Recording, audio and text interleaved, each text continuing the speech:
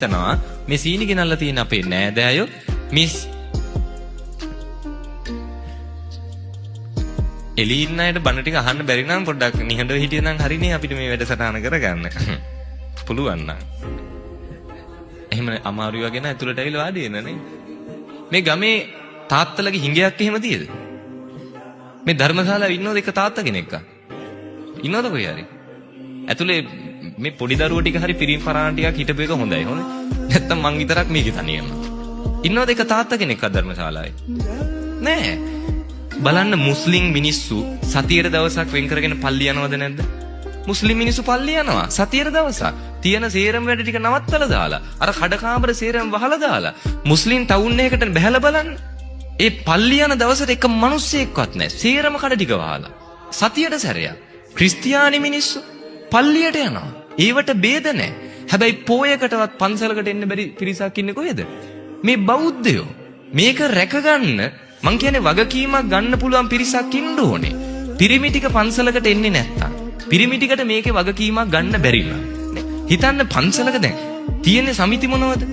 තියෙන හරියක් තියෙන කුලගණ සමිති. ඇයි ඒ?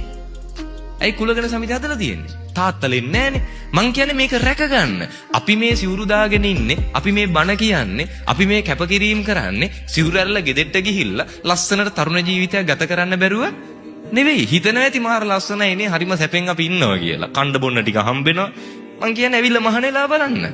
අපි කෑවත් බැනුම් අහන්න ඕනේ. නොකා හිටියත් බැනුම් අහන්න ඕනේ. පයින් ගියත් බැනුම් අහන්න ඕනේ. වාහනයක ගියත් බැනුම් අහන්න ඕනේ. බස් එකක නැග්ගත් බැනුම් අහන්න ඕනේ. මොන තරම් කැපකිරීමක්දනේ? අපි මේ කැපකිරීම කරන්නේ දාන්නේ ගෙදර හිතන්නකෝ එළවලු 10ක් විතර හදනවා. ඔය 10ම බෙදාගෙන වැළඳුවොත් ඒ හාන්දුරන්ගේ පෙරේතකම කියලා පස්සට ගිහින් බයිනවා. අපි දන්නේ නැතුව නෙවෙයි. ඔය 10න් එකක් හරි වැළඳුවේ නැත්තම් මෙච්චර හදලා හාන්දුර දාන්නේ වළඳන්නේ. ඒකටත් බයිනවා. කවුද කැමති නේ කන්න ටික හම්බෙද්දි ඒ කන්න ටික දීලා බැනුම් අහන්න නේ? එතකොට මේ කැපකිරීම කරන්නේ අපිටත් මේක දමල ගහලා යන්න බැරි කමකට නෙවෙයි. අපේ ලස්සනම කාලේ, අපේ තාරුණ්‍ය අපි මේ කැප කරගෙන මං කියන්නේ බුද්ධ කාලේ වගේ නෙවෙයි අද කාලේ. පොඩි දේ උනත් විවේචනය කරන්න පිරිස වැඩි.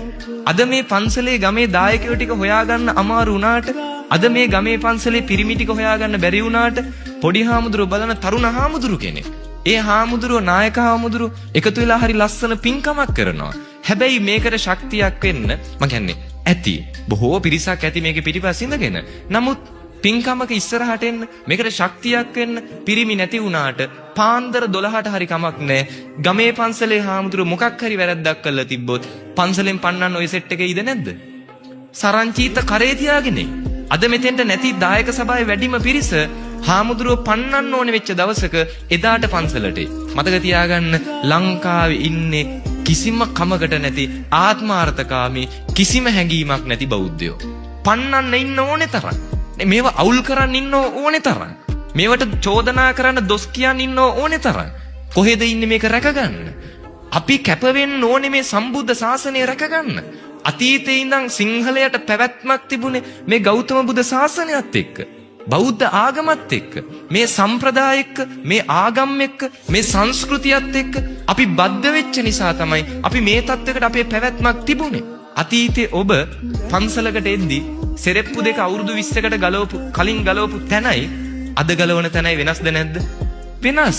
එදා ඔබ පන්සලකට ආවන් පස්සේ තිබ්බ ගෞරවය මොන තරම් ශ්‍රද්ධාවක් පන්සලේදී තිබ්බද? අද දරුවෝ ළඟ ඒක තියෙද? නෑ. අද ඒව පුරුදු කරන්නේ. අද පන්සලකට දරුවෙක් එක්කන් එන්නේ. පින්කමක් හුරු කරන්නේ. මේ ශාසනය වැඩි කල මෙහෙම ගියොත් තියෙන්නේ නෑ. හෙට අනිද්දම ඔබේ දරුව ඔබව ගිහිල්ලා වැඩිහිටි නිවාසයක දායි. හෙට අනිද්දම ඔබේ දරුව ගිහිල්ලා ගෙදරින් එළියට දොට්ට දායි. හෙට දවසේදී පන්සලකට දානයක් දෙන්න කෙනෙක් නැති වේවි. මේ ශාසනය වැඩි කල තියෙන එක නෑ. මේක රැක ගන්න ඕනේ අපි. මේක පරිස්සම් කර ගන්න ඕනේ අපි. ඒකට හැඟීමක් තියෙන්න ඕනේ අපිට. ඒ හැඟීම අපිට නැත්තම් මං කියන්නේ කමන්නේ.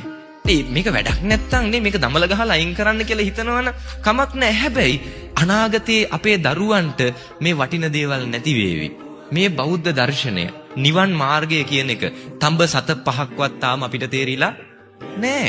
හාමුදුරුවන්ට දොස් කියන්න, හාමුදුරුවෝ පන්නන්න, මේකට කෙල ගහන්න බලාගෙන, බනින්න බලාගෙන, කට ඇරගත්ත ගමන් චෝදනා කරන්න බලාගෙන බහුතරයේ හිටියට එක ගිහි පවුලක් ඉන්නවද පන්සිල් රකින්න? මෙතන ඉන්න කාට හරි කියන්න පුළුවන් ද හාමුදුරුවනේ අපේ පවුලේ අපි හැමෝම පන්සිල් පද 5 රකින්නවා. පුළුවන්ද කියන්න? කොහෙද ඉන්නේ පන්සිල් ටික රකින්න ගිහි පවුලක්? මේ ලංකාවේ මේ බෞද්ධ රටේ. මොකද්ද අපේ බෞද්ධකමනේ? ඒ නිසා ආරාධනා කරනවා බෞද්ධ වෙනවා කියන්නේ උපදිනකොට බෞද්ධ වෙච්ච එක නෙවෙයි.